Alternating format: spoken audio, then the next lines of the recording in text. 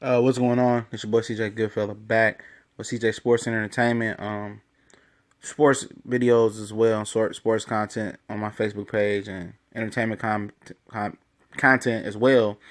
Um, on YouTube as well. If you click the link, if you're watching on Facebook above the video, and you can subscribe if you would like a lot of good content that we talk about. I'm trying to keep this video short as possible, but it's kind of a broad topic, and it's a hot topic.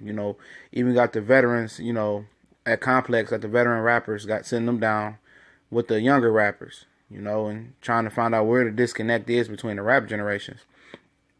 And let's talk about this generation, which people, would take as a slight or a hit to their generation, but it's really a reflection of what's going on.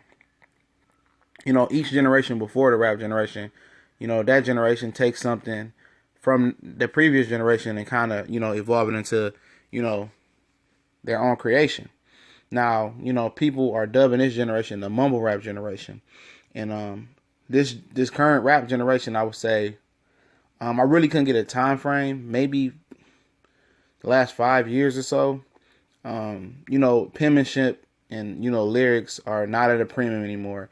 I don't even think it's on the rapper's list anymore. And if you listen to a guy like Lil Yachty, who talked about, if I want to say yeah on the track and everybody get turned up and dance, as long as it's hot, I'm happy. And really, they're tracing popularity and money, but really, that's really not, the main reason. The main reason is people love club music. They love to dance now. They are high on drugs and all these different type of drugs out here, and it makes them feel better. It makes them want to dance. And they're not concerned about what those rappers are saying or deciphering lyrics. Where back in the days, where the old heads or even some of the mid 20 to late 20 and 30s and up, it used to be fun, deciphering lyrics and talking about trying to interpret lyrics about what Jay-Z said or what Ghostface or Raekwon said or what they meant, or saying, oh, you hear that? Or the punchlines that actually meant stuff, and it's not at a premium. If you watch the XL Double XL freestyle with Uzi Vert, 21 Savage, and those type of guys, those guys were literally making up words that are not in the dictionary, and they really don't care. It's all about getting doped up and making music for most people, and it seems the more dumbed down the music is, the more popular it gets, and people are buying into it. And it's just not that urban community. It's the casual community, the pop community, or really that really goes out and buys records. Those guys are really gravitated towards it because the production is at a premium now. That's the one thing in rap that has continued to progress is the production, and the production deserves a lion's share for why some of these songs are so popular. He's and catchy hooks. So you have to give the artist some credit as well with catchy hooks. And that's what sells. As far as verses, nobody cares about verses. Nobody listens to the lyrics because really, if they did, they probably won't listen to the song because they're not talking about shit. But it's just going to the club, wanting to dance. Now, you talk about previous generations, whereas it feels like the trap music generation is kind of, fading out, and those guys are kind of getting old. Your lifespan in rap isn't too long as well, and those guys are trying to fade out, and they're still here, but they're not. They can't adapt to that type of style. They'll do songs with some of these guys just to stay relevant, but as far as being here and finding that first sweet spot they had when they first started, these new generation fans, they don't understand it. They don't understand going out there and listening to the penmanship of a Rick Ross, along with production that's not jumping around dancing and doing dances. That's kind of funny. A real production that has a real good laid back vibe, a comfortable vibe, and they don't understand it. They don't understand. Some of them don't understand a Jay-Z, a J. Cole, For Your Eyes, a CD, how it was real mellow and real informative more than it being tuned towards radio. Everything is is popular radio status that people like to listen to. You know, like Amigos. Everybody likes the Amigos, no matter if they say trap and they talk about the same thing every song. Every song is the same subject, the same everything. You know, different words, different catchy hooks, but the beat keeps them alive. And one of those, times, you argue with your kids like your music is whack, it's stupid, y'all don't understand it. And actually, I was listening to a Migos song on my phone. I forgot what radio station they was at or who pumped the video out. And they were freestyling, without the beat. And my daughter said, "Ooh, who is them? They whack." She's a teenager, preteen. They're whack. I hate them. I mean, turn that off. It's terrible. And then we get in the car. Shortly after that, probably a couple weeks after that, that Bad and Bougie song came out by them. And she said, "Oh, I like them." I said, "This the other day you said they was whack without the beat." And they was rapping this because they rap about the same thing almost every time. And she said, "Oh, I like this. I like the beat. It sounds better on here." And like I said, production is really carrying the lion's share of rap right now. And if you just listen to the vocals, you say, what are they talking about? Like I said, it used to be cool to decipher lyrics as well. And that's lyrical penmanship is not at a premium anymore.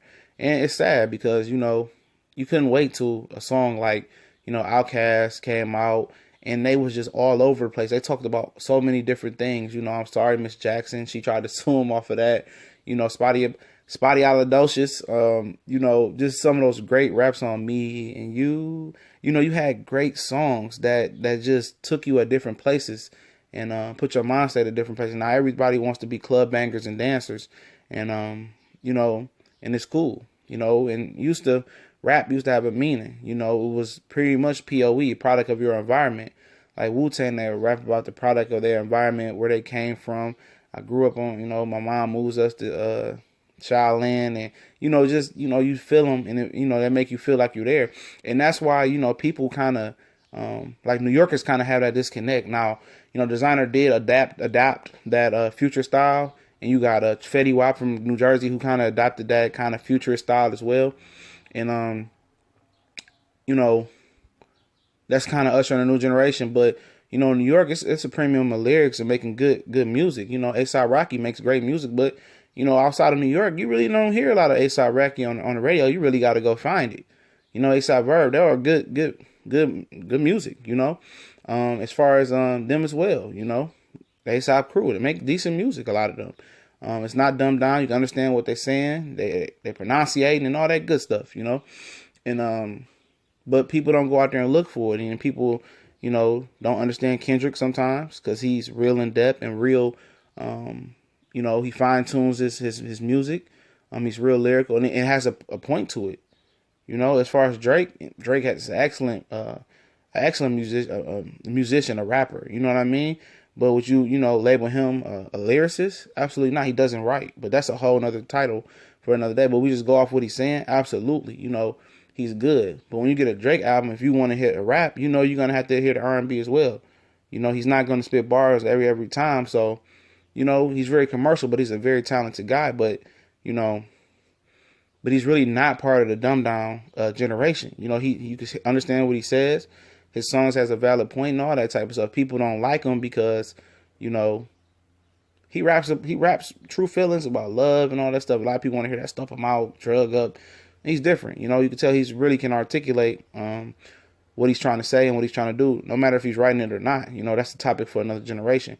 You had NWA who ushered in the gangster rap movement from the West Coast and, really spawned that. And they had a message about the police and the product of their environment. Now everybody wants to rap about drugs and all that stuff. So it's a disconnect. It's like the trap era. They took everything bad about it and kind of made their own twist about it. And then they got their own twist about their style with it. And it's kind of crazy. And, will we ever reach the golden age of rap again of the 90s? I don't know. It's very bleak right now. And penmanship is really going down. And guys like Jay-Z still shouldn't even be in the game. And Fabulous, but they feel like they're obligated to stay in the game to keep real rap alive. Because it's only really, Drake, Kendrick, and Cole that's really talking about lyrics, even if you write it or not. Even the guy like Lil Wayne that was Shelf is sorely missed in the game right now. It depends, no matter how you feel about him, he's missed. Because he, even with his crazy punchlines, and sometimes it didn't make sense, you know what he was saying. You know, he would articulate and you know exactly what he was saying.